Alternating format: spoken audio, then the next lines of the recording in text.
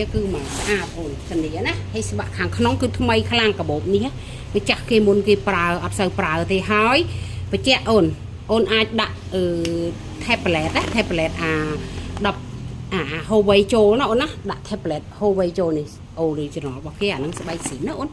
គាត់ថាវាបានប៉ុណ្ណឹងអូនទទួលស្គាល់ចំណុចស្ទើររបស់វាប៉ុណ្ណឹងគឺអូនទទួលបានអីវ៉ាន់សុតដែរអូនព្រោះអីវ៉ាន់សុតគឺកម្រមាននៅស្អាតដូចអីវ៉ាន់ស្បែកសុតដែរអូនចាអានេះណាហើយខ្សែរបស់វាគឺអញ្ចឹងអូនឃើញអញ្ចឹងមែនខ្សែណាអូនណាអូនឃើញខ្សែអញ្ចឹងមែនណាអូនប៉ុន្តែ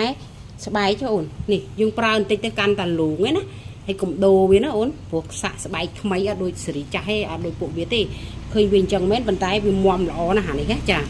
ហើយយើងតម្លាក់វែងខ្លីបានណាអូនណាវាមាន